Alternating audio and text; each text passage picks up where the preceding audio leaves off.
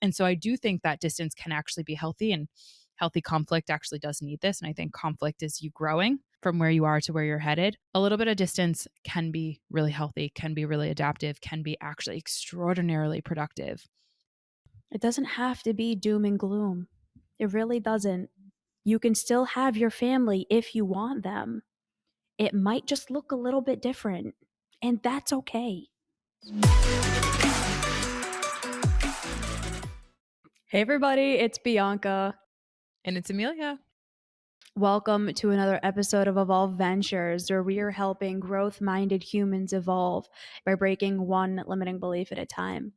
We hope you enjoyed the last episode, number 281, Motivation Monday, How to Tell Hard Truths. For today, 282, What to Do When Your Family Won't Change. This episode came from a conversation that we had with one of our community members who really vulnerably shared the difficulties that she was having with her family and really just courageously asking, how do I get through this? How do I navigate my life knowing my family is not going to come along the journey with me? And in fact, doesn't really want to be a part of my life anymore because of the fact that I'm growing and changing.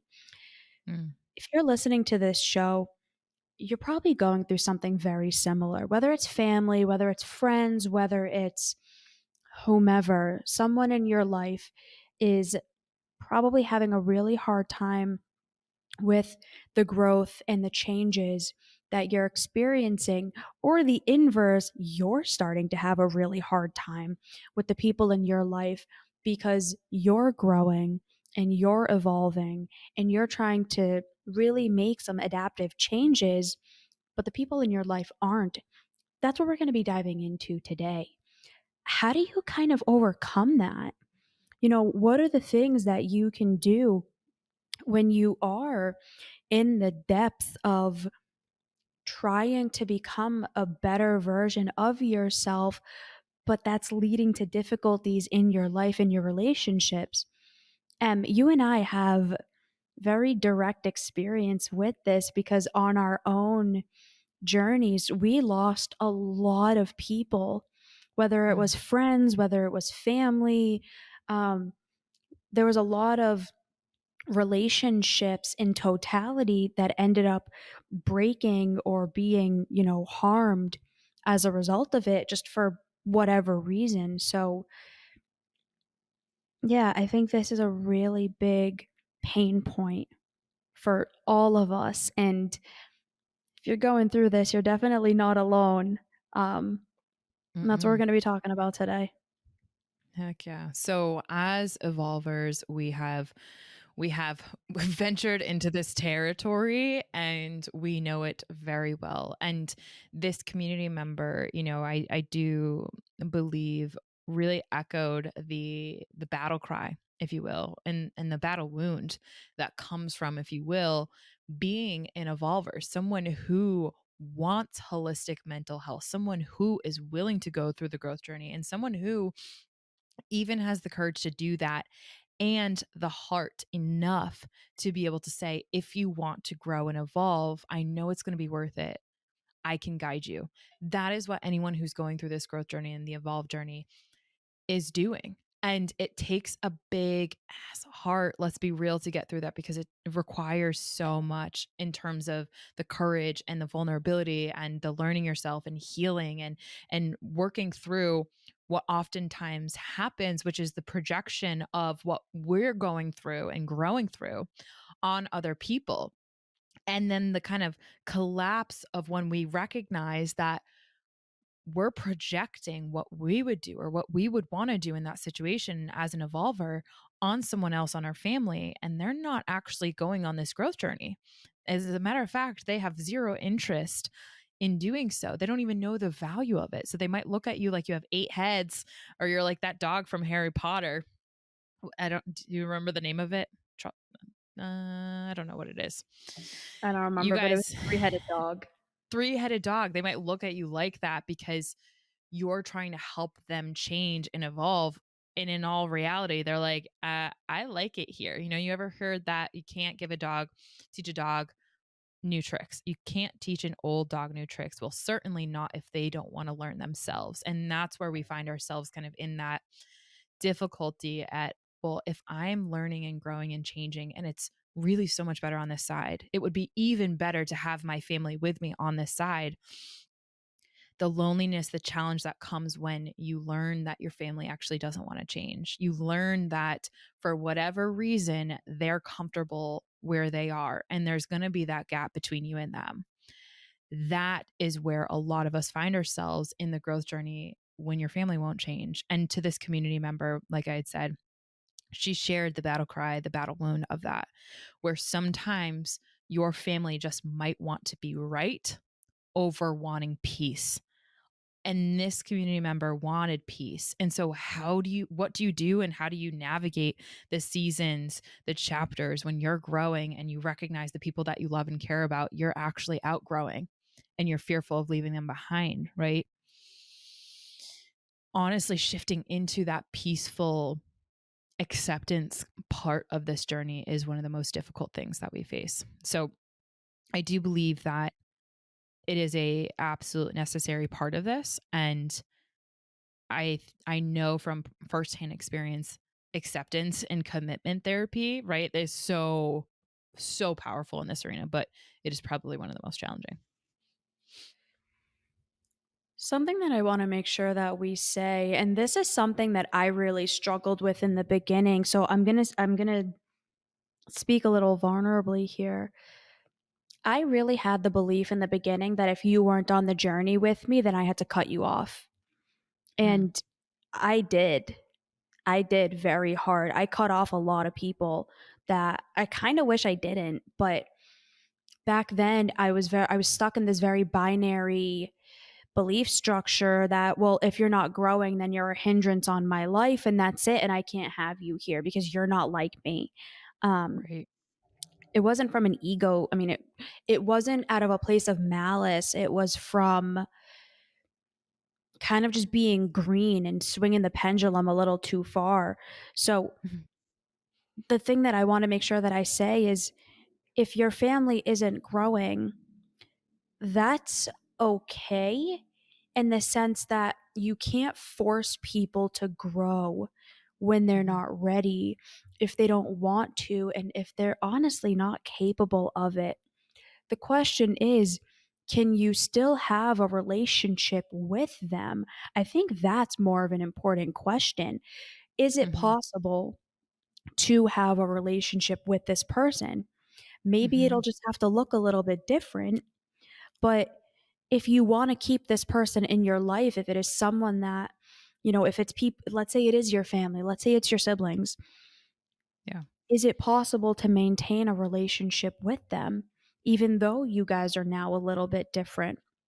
Can Mhm, you, you know, with you growing, maybe learn how to make the relationship work better now that you're in a different place? And if not, that's okay, then you figure out what to do. But if so, you don't have to lose a relationship just because you're in a different place in your life.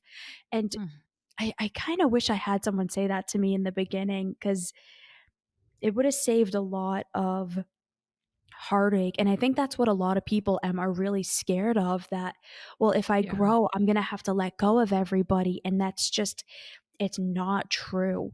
It is not true. The relationships might just look a little bit different, and that's okay.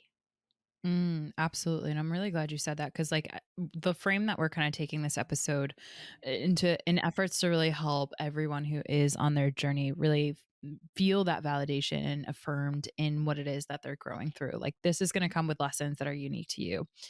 And one of the things that I know not a lot of us have practice and skill within is when relational dynamics shift for whatever reason, navigating the retention of a relationship and being willing to let things burn down. So, what the former relationship was, as they regrow from a new awareness. Let's say, for example, you recognize that, and this is what had happened to me. I recognized and got to a level of self awareness where I understood fundamentally one of the reasons why I just constantly felt suppressed when it came to family dynamics is because I have a growth paradigm. Everything, think about the solar system. Everything revolves around the sun in our solar system, right? For me, everything revolves around growth. The sun in my world is growth for me. Whereas with my family, for a large majority of them, their sun in this analogy is family. So they have a family paradigm. And I'm not making any of that wrong. But that fundamental understanding and more importantly, acceptance on my part helped me to recognize that there's a burn down that needs to happen in my world. And I really intend to keep these relationships with an understanding that I need to accept them for where they are and be okay with where I am in contrast to that. And I remember one critical conversation that I had when I was sharing that with my family and helping to, let's just say, upgrade their software about what they thought about me, which was, I think, very much of my family thought I had a family paradigm as well, which was every time I went and worked or every time I went and did something, it was hard for them to comprehend why I wouldn't be at that bridal shower or baby shower, or why I wouldn't acknowledge X, Y, or Z, why I prioritized my life around things that they would on their own accord never do themselves. And I understand it's difficult to understand that because your paradigm is everything is about family and everything is about being there and everything is about showing up to family, with family, for family, right? So I can have a layer of self-understanding and self-respect to be able to understand the contrast with that. And that burn down was extremely difficult for, I know, certain members of my family because of the fact that it's like shake up your whole worldview, right? There's a difference. It's like when you've always grown up thinking that the sky is blue. I remember we talked about this on on another Yeah, podcast way back. we When did. you have grown up understanding and being told and accepting, and this, your whole reality was created by the mere quote unquote fact that the sky is blue. And then you have a scientist 50 years down the road tell you, the sky actually isn't blue. It is actually the particles that make up what we know the sky is actually they hold enough water molecules that are actually a reflection of whatever water is down on the earth. So if, let's say, for example, if it's a cloudy day, it's reflecting all of what that is. And so it's just like, wait, the sky isn't blue. So you totally like get shooketh. That's what it's like Shooketh. sometimes. It's so shookething. You just take that freaking snow globe and shake it the F up. But that's what it is, because when your family isn't changing and you are, you're going to grow through that. And sometimes you might have that moment where it's like, I might need actually a little bit of distance from these relationships because right now I don't know how to accept me for the growth that I'm having, and they don't know how to accept me for the growth that I'm having. And I don't know how to accept them in the contrast of this. And so I do think that distance can actually be healthy, and healthy conflict actually does need this. And I think conflict is you growing from where you are to where you're headed. A little bit of distance can be really healthy, can be really adaptive, can be actually extraordinarily productive. And if you can cultivate the skill set of how to retain and rebuild the relationships that you want to keep in your life from a new place of self-understanding, I think that I know that that's even more productive than, let's say, cutting people out or whatever. But here's the Yeah. caveat: they both, you and those other people, need to want that equally, or need to want that to a degree, right? Hi everyone, my name is JC DaCosta, and I just wanted to tell you a little bit about Evolve Ventures, and to let you know that it is a community where you can be your authentic self. I personally have experienced a place where I can tell my story and know that I'll find somebody who has shared a similar experience. It's a community of empathy, of leadership, of growth, of opportunity, and it's It's just a phenomenal community with budding and growing leaders who have a voice, and it's a forum and a platform for all of this good conversation, and it's meaningful conversation. So I am grateful for Evolve Ventures and its leadership, and thank you so much for listening to my spot. Take care. Think about it like a decision tree. And I might lose sight of where I'm going because I'm like, I need to write stuff out. So I'm going to try to mental map this. But Where are we think starting? about this like, think about this like a Like the decision bottom of the tree. tree? No, no, no. We're at the top. Okay. So we're in the So branches. we're gonna do some Socratic questioning right now. Ooh, So I like it. the premise, the thing at the box at the top, like a yeah, decision tree. So the box at the top is my family won't change. Hmm. So we're starting there. Or the question is, will my family change? So you go yes or no, right? So one branch off is yes, one branch off is no. Let's just, if yes, awesome, follow the steps, whatever. We're going to go to the no pile. Yep. Okay, no, they won't. Then you go to the next layer. Will they ever change, or are they just not going to change right now? Beautiful. Then you go a level deeper than that. Okay, if they're never going to change, can I still have a relationship with them? Hmm. Yes or no? If yes, okay, what do you need to do in order to maintain that relationship? If no, what do you have to do now? Do you cut them out? Do you just cope with that? Do you learn how to accept them and the fact that they're not going to change and you learn to tolerate it? So there's a couple decisions you can do off of that. Hmm. See, now this is where I get lost. What did I say? The very beginning, will my family change? Will my In the top. family change? Are they willing? See, now I just lost it. Are they ready? We need a graphic. I Bianca wish I is got. going to draw this out and she's going to put it in the show notes for us. I will. I will. I'm gonna draw this out. I'm gonna make an actual one. See, you know what? Give me grace. I said I was probably gonna mess this up. It's all good. Oh, good. But you want to go through a Socratic questioning process, kind of similar to that. Not my botched version of it, but a real one.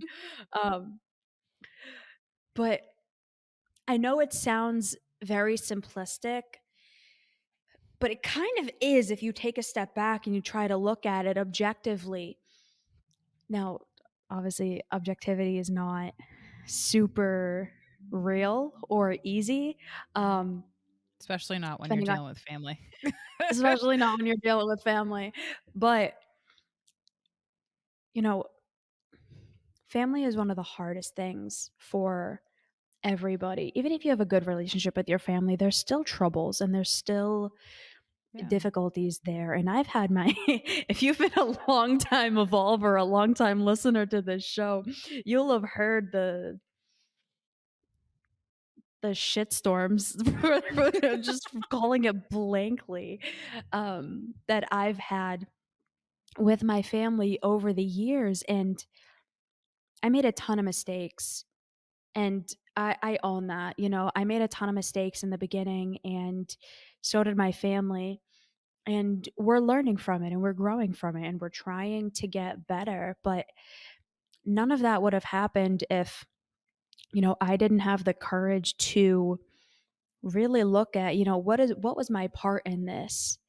What were the choices and the decisions that I made that, you know, played a role in this? Because if your family won't change, okay, it only means what you want it to mean. It doesn't necessarily, you know, following my my terrible decision tree that I couldn't finish. It doesn't have to mean that they're bad people. It doesn't have to mean that you cut them out. It doesn't have to mean that, you know, you're never going to have your family in your life again. Now, don't get me wrong, for some people that really is and should be the case. Like one of For my sure. clients, I've been advocating to her, and I'm a pretty blunt clinician, so I'm not going to like dance around topics. I've had the discussion with her outright that her family is toxic and she needs to just cut them out and let it be. Mm. Sometimes that is the case. More often than not, it's not though. And So this doesn't necessarily mean that because your family won't change and because you're growing, cut them out and that's it. What role can they play in your life? Mm, How can you have proactive family leadership and guide them? You know, Amelia's been phenomenal at this. She's led her yes. family not very bluntly and like has, let them know, "Hey, I'm the leader of this family and I'm going to guide you to where I want you." It wasn't manipulative. It was No. her taking responsibility for herself and how she shows up, and over time her family followed in that. So, if you're on the growth journey and you're struggling with your relationship with your family, I really would advocate doing that decision tree. And I will make a graphic out of it and I'll put it in the description so you guys can see it. But it doesn't have to be doom and gloom. It really Mhm. doesn't. You can still have your family if you want them. It might just look a little bit different, and that's okay. The thing is here with that, and I'm I'm so grateful that your graphic design skills has come up because I really do think that people For real. will really value that asset that we'll put in the show notes. So thank you for being willing to do that for our listeners. I do know that it's so true. There are some people that will constantly reiterate keeping you in a cycle that has triggered you wanting to go on this growth journey from the first place. And there's definitely times to where that line does need to be drawn. However, I think that more often than not, like you said, B, our journey to peace over being right is a two-way street. And it does take time, it does take effort, and it does really take intentional work on ourselves, on what our expectations are, on our belief systems, our assumptions, etc. And there are so many people that I have seen on the other side of that, really grateful that they did put in the effort, the work, they reassess their value structure, they reassess their belief structure, recognize that the story that they were telling themselves for years and the relationship dynamics that they were in was only a byproduct of some really negative generational cycles that got passed down and no one really had the courage to interrupt. And likely if you're listening to this episode, you're that person for your family. You're that person who recognizes that you want to go on the growth journey and that has been catalyzed by some type of dysfunction that you have likely been um, a victim to or have observed within your family dynamics, and that is extremely common in terms of family dysfunction. Being the cycle breaker or the black sheep or the person who wants to help create a new standard for your family and the generational cycles, have them be more adaptive, more supportive, more accepting, more holistic, right? And embracing the mental health components of it, that takes a lot of courage. And so you're likely one of those people, if you're listening to this episode, you're the evolver of your family. And sometimes that can feel like a really heavy weight.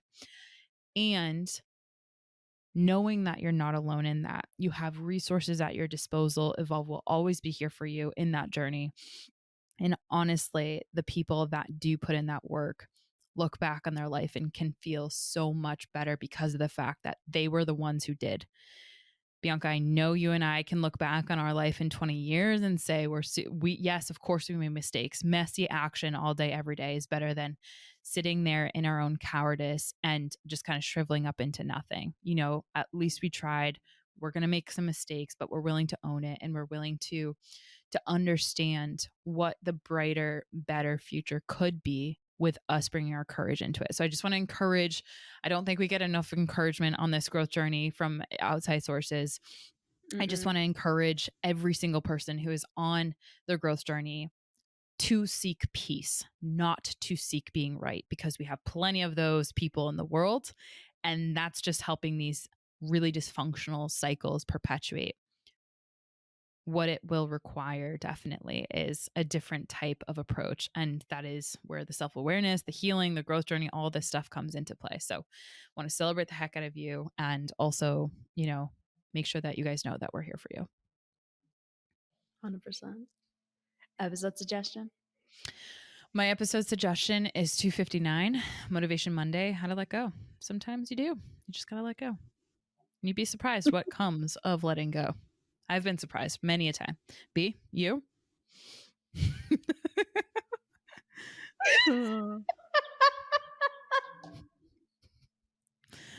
Perfect. I can't. Number 2. Oh, God.